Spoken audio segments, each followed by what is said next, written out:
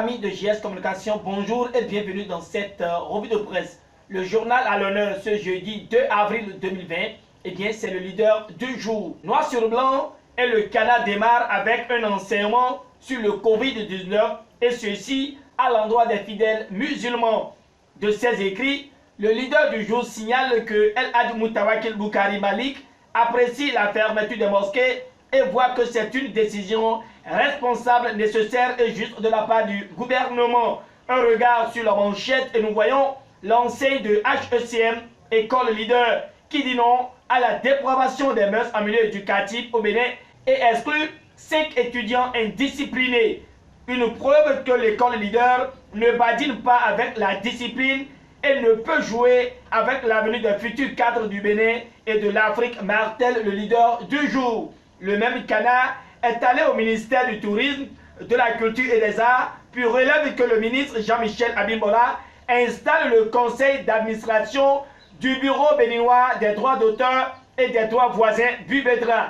L'apôtre Augustin Sosa-Toudji, pour lutter contre la propagation du Covid-19 au Bénin, invite les fidèles à un jeûne de 3 jours accompagné de prières. Le leader du jour termine avec le communiqué de presse où Grégoire Dansou et le COGEP Bénin expriment leur solidarité au gouvernement Talon qui a pris des mesures fiables pour éviter la propagation de la pandémie en vigueur. Oui, Talon tient à sa promesse et casse la surenchère, écrit le routier parlant de la cession des masques à un prix de 200 francs CFA aux populations. Priorité au peuple, ajoute le canard, avec des masques pour tous au prix de 200 francs CFA, confirme le challenge.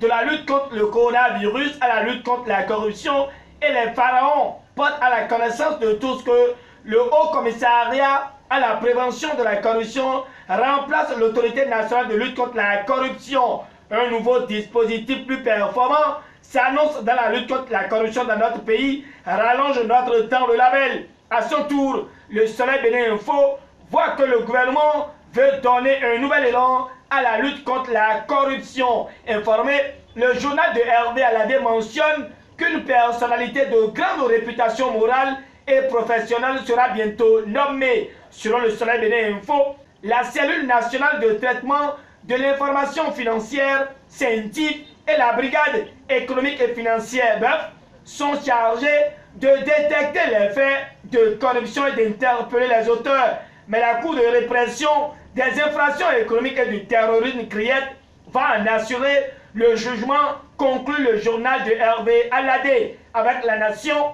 c'est les informations afférentes à la digitalisation des opérations foncières qui préoccupent et le quotidien du service public étale que la plateforme e-notaire est opérationnelle. C'est dans le cadre de l'amélioration du climat des affaires au Bénin qu'il a été procédé hier, mercredi 1er avril 2020, au ministère de l'économie et des finances à Cotonou, au lancement de cette plateforme pour assouplir les opérations foncières, explique le matinal Fraternité. À propos de la même actualité, ajoute qu'en 72 heures, l'obtention de la demande de mutation foncière de vente est réglée. Mieux, avec la mise en place de la plateforme e-notaire, une suppression de l'attestation de situation géographique qui coûtait 50 000 francs CFA est actée. Le Béninois libéré confirme qu'en 72 heures, l'on peut désormais effectuer un transfert de propriété. Le journal de Aboubakar Takou informe sur les chances du Moual Bénin qui sort intact car son recours contre la Commission électorale nationale autonome Sénat à la Cour suprême pour participer aux élections, l'institution organisatrice s'est bougrement plantée. De toute façon, l'Éco-Info voit que les partis recalés pour les communales ne s'avouent pas vaincus et comptent user de toutes les voies de recours pour se faire établir dans leurs droits, alors que l'indépendant